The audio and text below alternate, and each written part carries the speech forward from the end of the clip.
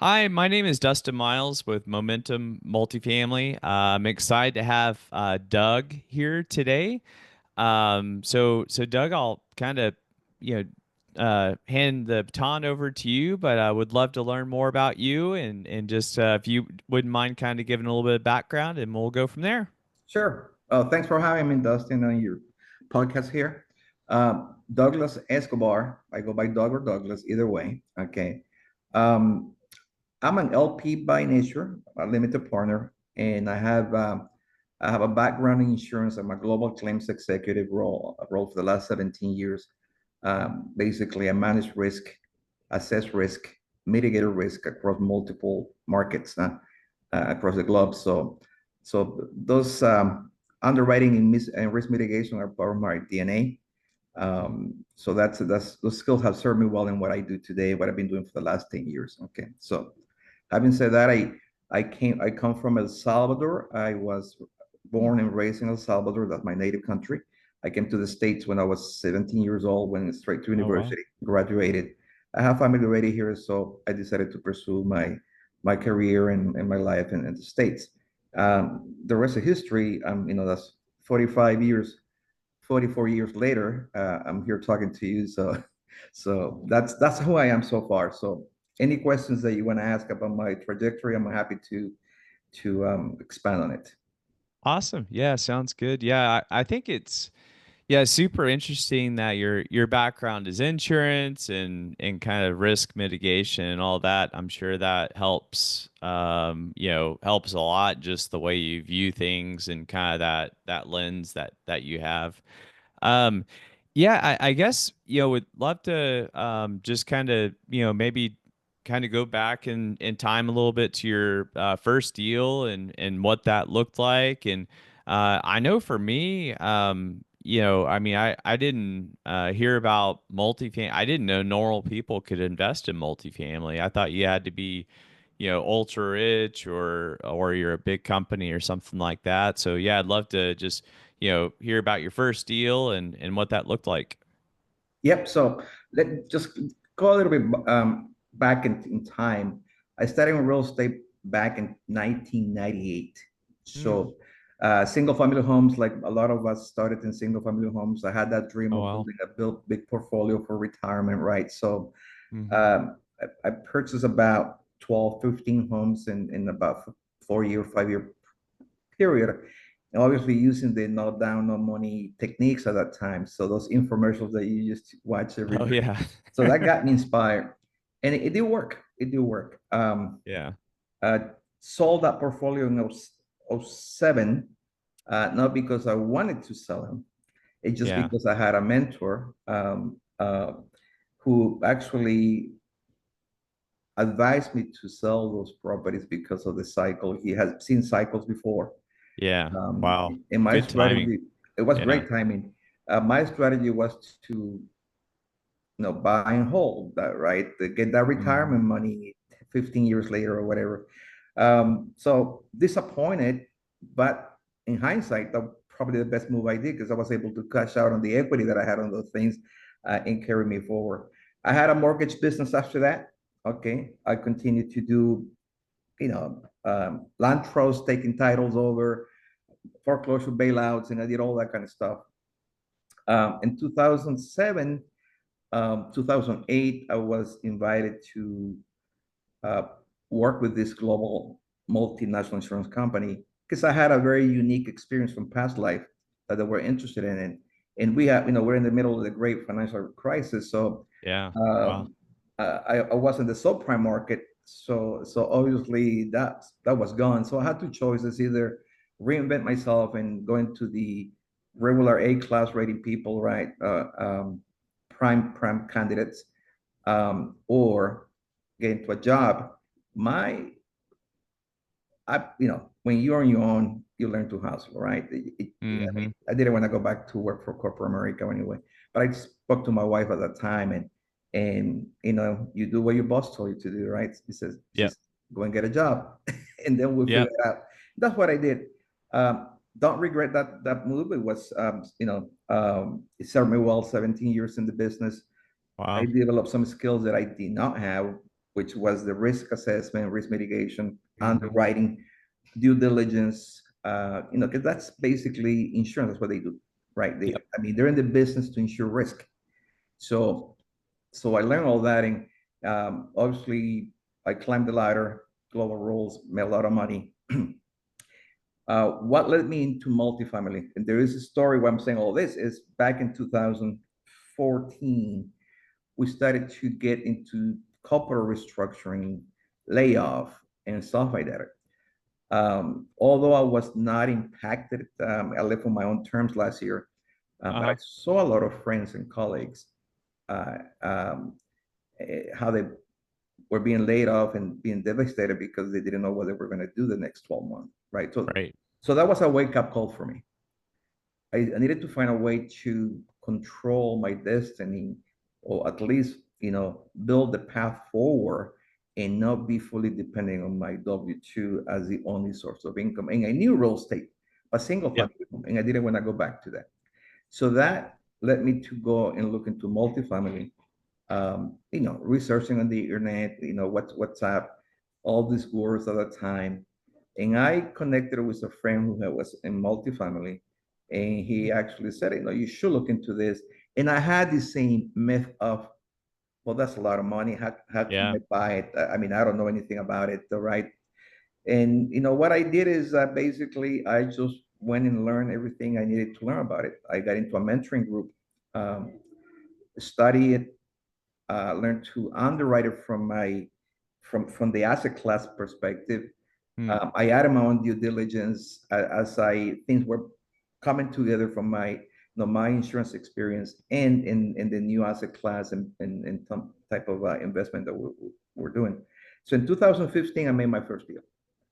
I Okay. invested as an LP, and I did that because obviously I could not afford to do it on my own at that Yeah. time.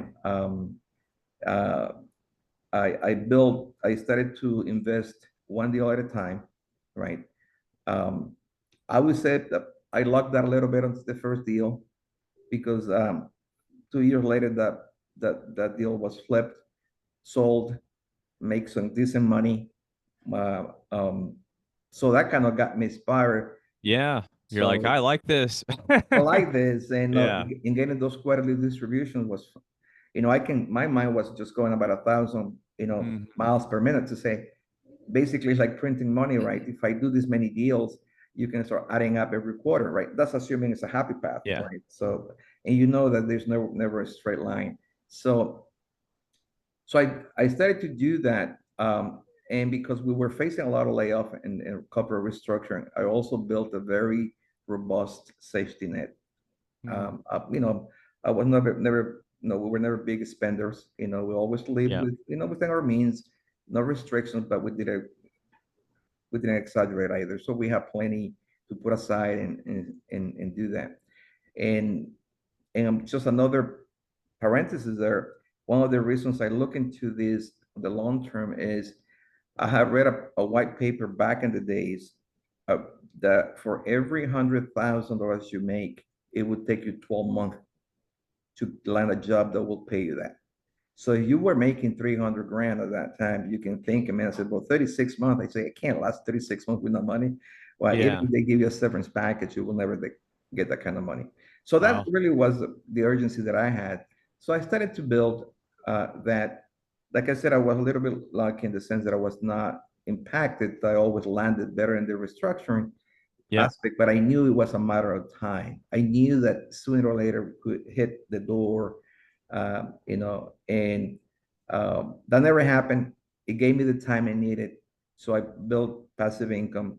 And in 2024, July, I pulled the trigger on my own terms. Okay. Oh, wow. So I was one of I think, of my group that I knew back in 2014, 15, no, nobody was around, just me. Mm.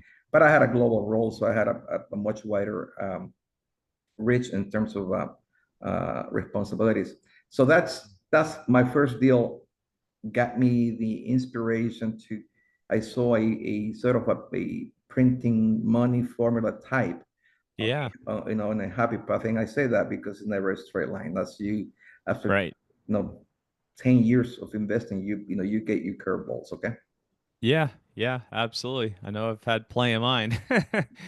Um, on your first deal, and I remember the first deal I invested in, I was friends with the guy, so that kind of helped, or did help. But I was, it's the most money I'd ever invested before. I'd owned stocks and stuff like that, but I think even buying my personal residence, I didn't, put out, the first deal I invested in was 50K. um how do you kind of get over, pulling that trigger? Because I don't know, maybe that was not not much money to you, or maybe it is a lot of money at the time, I don't know. But at least for a lot of people, that's a lot of money. And how do you kind of get over, like, hey, Yeah, you that's know a great question, Dustin. It is. It wasn't an easy decision. I think hmm it's a mindset shift you have to do. So I told you yeah, I got into mentoring. So that right, helped a lot to understand and remove the fear yeah, of yeah, handing money to a stranger. So right, I got to know the person first.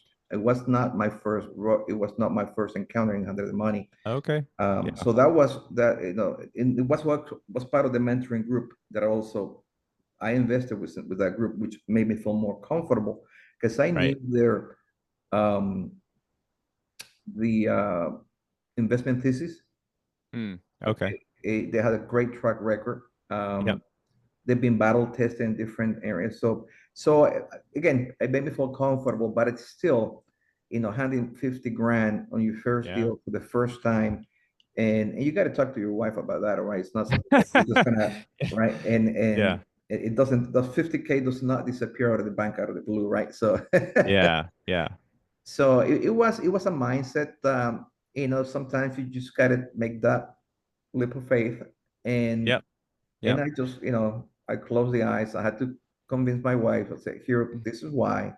Um, she knew about real estate because we had the portfolio before. I said, Mm-hmm. listen, it's backed by an asset. I mean, what could go wrong? I had to explain to her what could go wrong. And I said it would be really bad luck if we really lose it. But one thing that I think it's important to understand that you only invest the amount that you feel comfortable with, that even if you lose it, Right. you're not Right. Right. mortgaging your property or your home or your lifestyle or you. And that's what really clicked to my wife. I said, listen, we don't try it, we'll regret it. Yeah. We're Yeah. successful. We'll be laughing later on. But I said, and she knew me that I was a risk taker to some extent. I said, but even if we lose, I said, nothing changes for us today. Right. I said, Yeah. well, she felt comfortable with that. So that, but it still is a mindset shift, and convincing my wife really was an art. Okay. Yeah. Yeah. Yeah. Yeah. Yeah. Absolutely. Yeah. I think that's a good way to view it and all that. Was the deal like, what size of deal was it? Was it close to you, or across No, the actually, that country, was or? the other side. Was not in my backyard at Oh, all. okay. So Okay. that I had uh, in my days uh, of the single family homes, I have made a deal back in Pennsylvania where I lost 80 grand. Oh, Okay. wow. Right. And I did not pay attention to my wife. I ignored her when she said not to invest in there.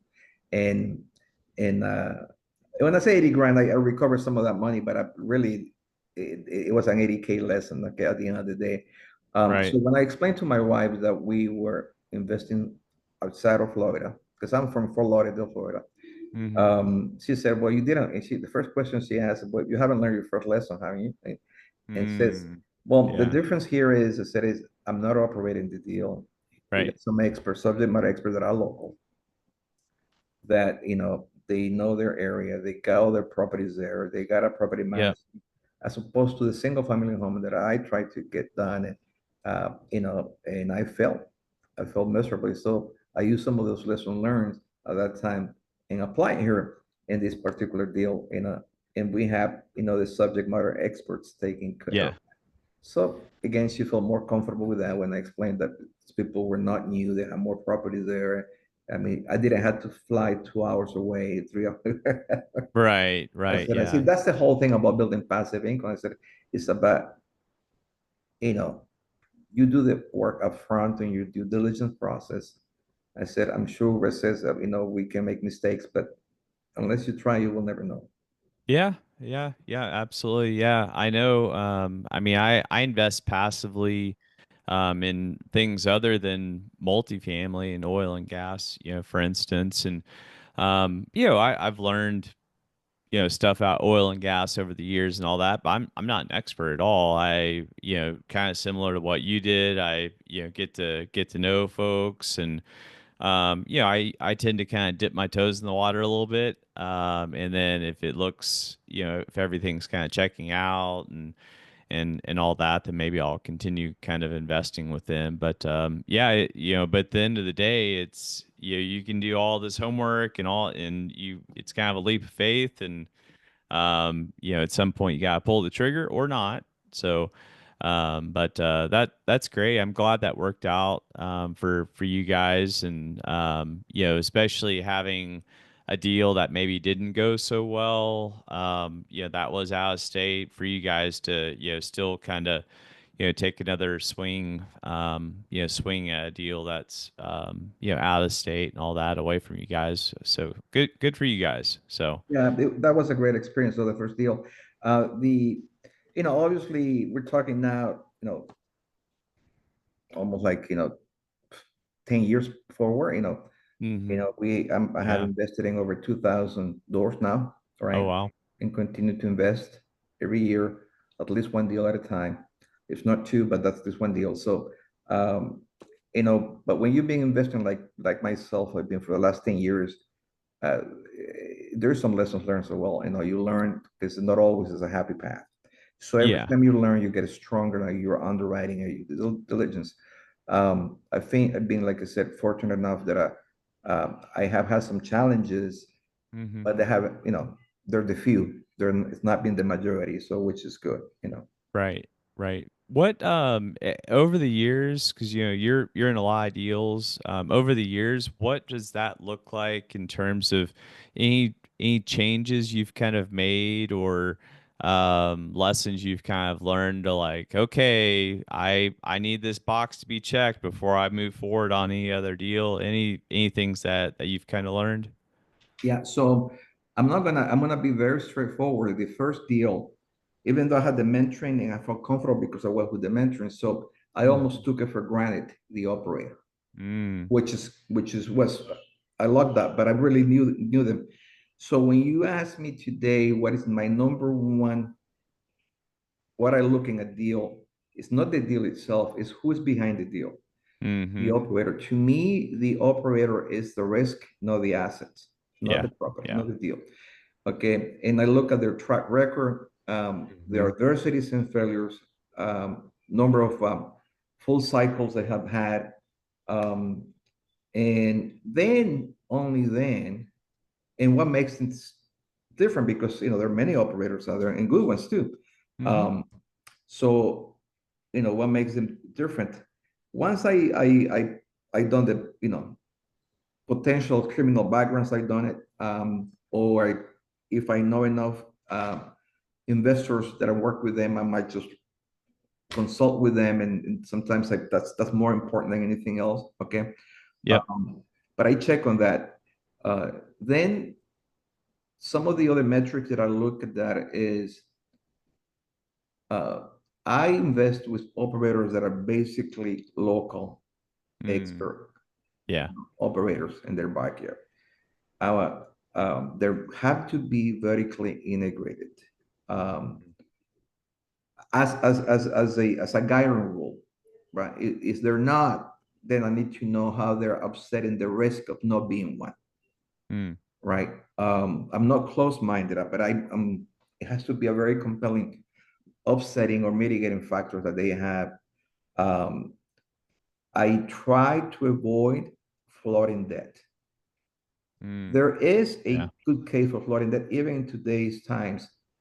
Uh, but I try not to invest in deals that are there. Again, it has to be a very compelling reason why is the best way to do it. Um, but I want to make sure that the asset management is strong and can Yep. execute the business plan because now we have a timeline. Okay. Right. Right. So Yeah. the things that are changing. Obviously, I look at the market, the job growth, the comps. If somebody's local and own buildings in the neighborhood, basically they probably command their own comps, Hmm. their own references. Okay, Yeah. so uh, so the more selective I become, the more deals I have rejected in the past, and that might be good deals. I just doesn't go with my risk tolerance, and I'm not Yeah. going to flip it Yeah. anymore. Right, Yep. so that's that. Yeah. Okay. Yeah, that's good. Yeah. I think it's, just I'll make a few comments on the floating rate debt. Yeah, I think, obviously a lot of people have been kind of bit in the rear and all that from floating rate debt. So yeah, I definitely get that. And what's interesting, I think if you would have asked, I can't remember when the first rate cut was, and there was in yeah, I don't know if you follow Pensford, they have all this data that and then you look at the forward curve and all the other stuff, and so but I remember the average time from I might get this a little bit wrong, but the average time once they stop raising the interest rates, the Fed interest rate, I think the average is like 9 or 12 months before they start cutting, and they did cut, but they didn't cut anywhere near what everyone thought they would cut. So it's it you know I mean, I think if you would have gone back in time, go back 2 years, everyone would have thought interest rates would be much lower than they are right now. Absolutely. Yeah, and Absolutely. and so from our standpoint, we're like, okay, this might be the new norm. I don't know. Let, let Um, me let me give you when I said I try to avoid it just because I'm extremely conservative when it comes to that now, yeah, for the yep, same reasons that you just talking, but I'm gonna give you two scenarios where flooding debt is a common aspect of the deals. yep, Two different operators. Um, I'm going to give you the bad one. I'm talking about from experience. These are real deals with me. Okay, so yep, the bad one is the business plan was never executed from day one. mm, yeah, Okay, and on top of that, we got caught into this tsunami of increases of interest rates. Okay, no, right, and again, no one would expect that we're going to increase. I mean, yeah, I don't know how many times, 100%, so eight times that in 24 months. Nobody would expect that. Okay, um, I get it. But what I don't have a tolerance for is the lack of execution of business plan.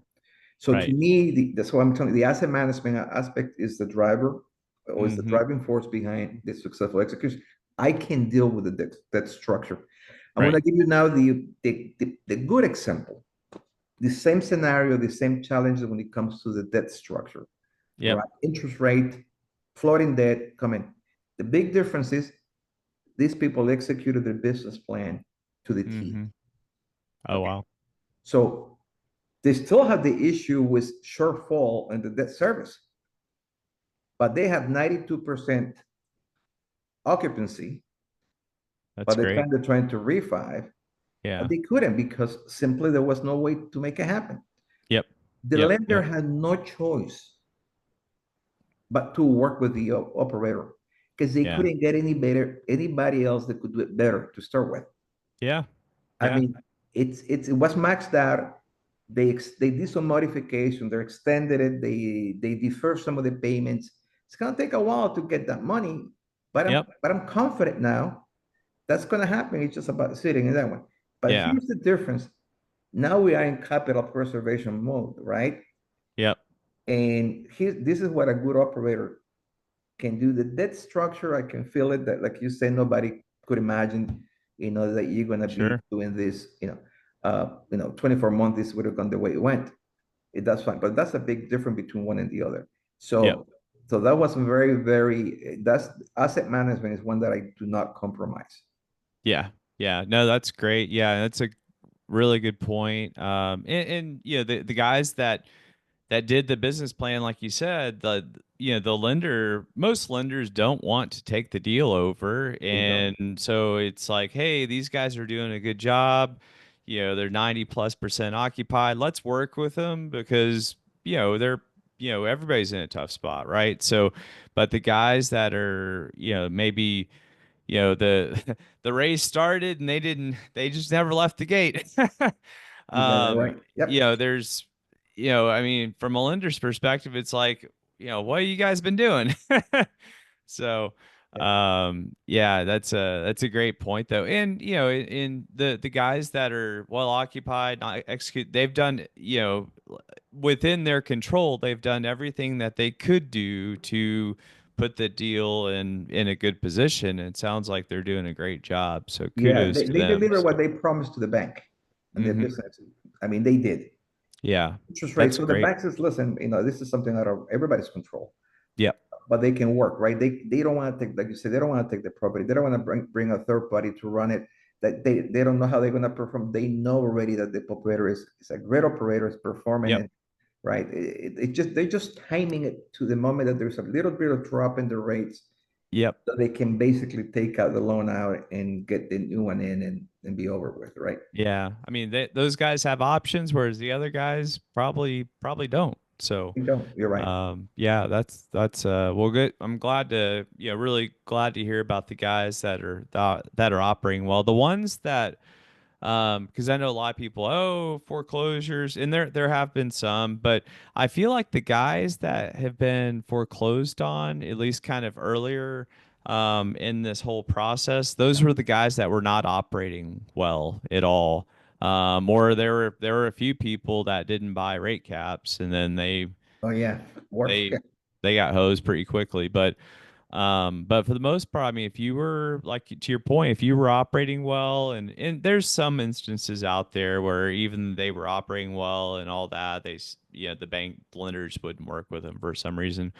But they're giving themselves options, and so hopefully that'll kind of work out for everybody. So, Yep. No, absolutely. So as a result of that, I created a master class for LPs, mm, which is it's a 5-day email series where where I yeah, anyone that is interested in that they actually can register, and it is pretty concise, but it's full pack of experiences and what they need to look, and that comes from my 10 years of experience, my that's awesome. insurance risk mitigation, lens, and the input from great operators, right? Mm, So it's a pretty good series for someone that wants to be interested in learning, how to do that. awesome. As you Uh, as I told you, I think I focus on helping insurance claims professionals, which is who I was, yeah, last year.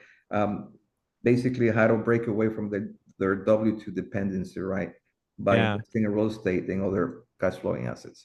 How did people get signed up for that series? Yeah, so they can go to my website and they can find me under escfreedominvestments.com Okay. slash master dash class. Okay. Got it. Yeah. Cool. And kind of along those lines, I know we were talking about it earlier. So where did the name ESC come from? Yeah, so ESC is the first three letters of my last name. Everything that I try to set up has to have some sort of my persona attached to it, just for Yeah. accountability Yeah. purposes. It is a marketing name, by the way. It's a DBA of another company, but that's the marketing name that I use today to on my website to promote my educational content that I provide. Because that's how what I do. I provide as much you know valuable content as possible for people to get educated on investing on alternate assets in private Yeah. markets. That's awesome. I guess anything else that you would want to kind of mention for folks. So just I know you are, yeah, you help insurance professionals and all that. And but yeah, anything else you'd like to share with folks today? Yeah, well, listen, just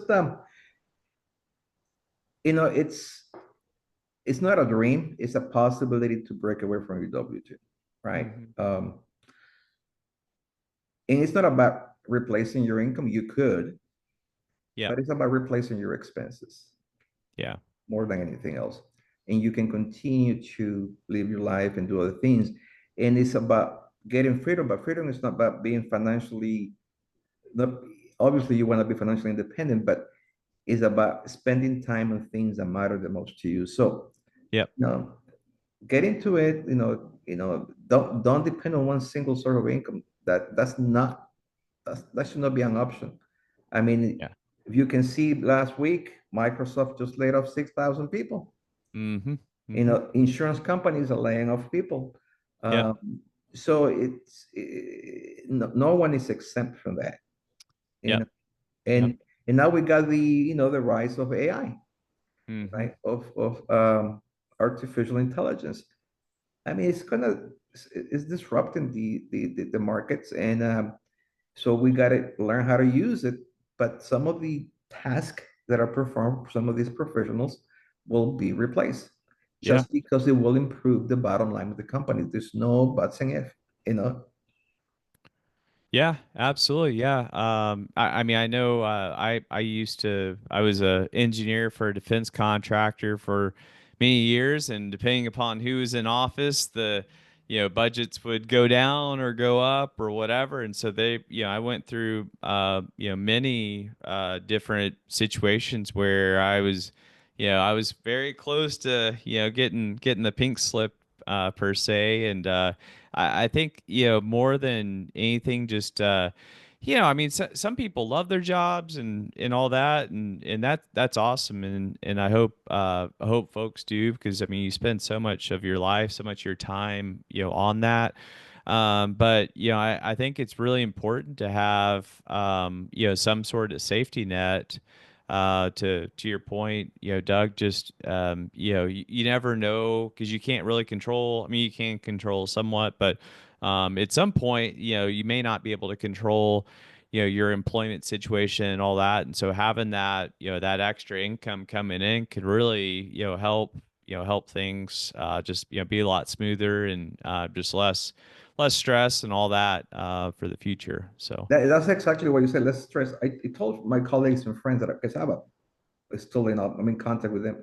It's not about quitting your job. I yeah. decided to quit because I wanted to do this more full time, Yep. in terms of Yep. teaching others how to do this or finding people like me 15 years ago. Okay, but Hmm. I tell them it's about becoming work optional. You work because Yep. you want to, not because you have to, and you get in the best of two worlds. You got let your W-2 fuel your investments. Yep. That's what Yep. I tell them. Just don't depend on it, but start being smart. People like the stock market. That's great. That's their choice, but that they Yep. can see the roller coasters of that. And in real estate is in other alternate assets are not exempt from volatility, but they're more stable, Right. right? Right. And there's some tax benefits and all that. I'm not an accountant, but certainly they can talk to their CPA, and they will tell them the Awesome. same thing. You know. Awesome. Well, great. How do people get a hold of you, get in touch with you? I know you're on LinkedIn, so what's the best way to get a hold of you, Doug? Definitely can go through LinkedIn, get my name, Douglas Escobar, and they can just get there. But also they can go to my website, ESCFreedominvestments.com.